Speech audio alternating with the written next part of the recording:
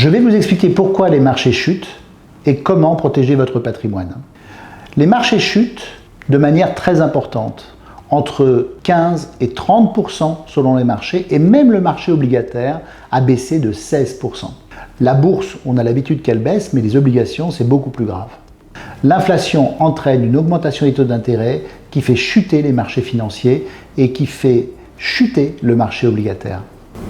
L'origine de cette inflation est bien connue, c'est la création excessive de monnaie, surtout depuis 2020, où le gouvernement a dépensé sans compter pour pallier les politiques sanitaires qu'il avait décidées. C'est le quoi qu'il en coûte. L'État dépense. Pour dépenser, il emprunte. Il emprunte auprès de qui? De la Banque centrale. Et la Banque centrale va venir finalement injecter de la monnaie via l'État dans l'économie.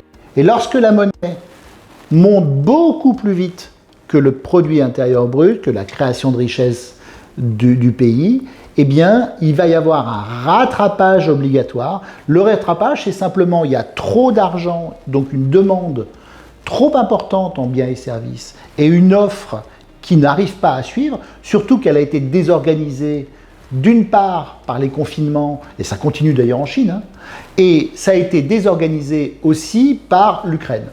Donc, on a effectivement une demande importante, une offre qui ne suit pas, et bien évidemment, les prix vont monter.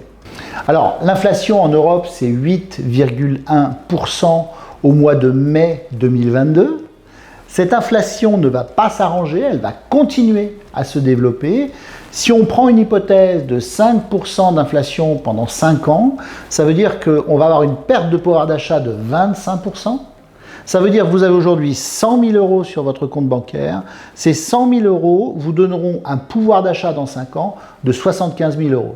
Ne laissez pas votre argent ni sur des contrats d'assurance vie qui sont rétribués 1%, ni directement l'argent sur les comptes bancaires. Ne laissez pas non plus les trésoreries de société dans les sociétés, puisque là, le temps joue contre vous. Chaque minute qui passe, votre capital diminue. Quelles sont les solutions? Quelles solutions je vous propose? Premièrement, c'est investissez dans des biens réels.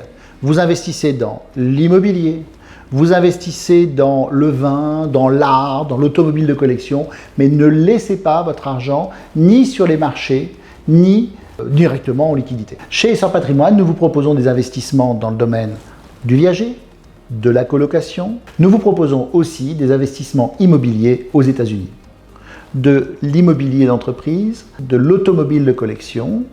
Nous proposons aussi d'investir dans des sociétés locales. Suivez-nous sur notre chaîne YouTube, un certain nombre d'investissements sont décrits et n'hésitez pas à nous consulter. Dans ces périodes troubles, nous serons à vos côtés.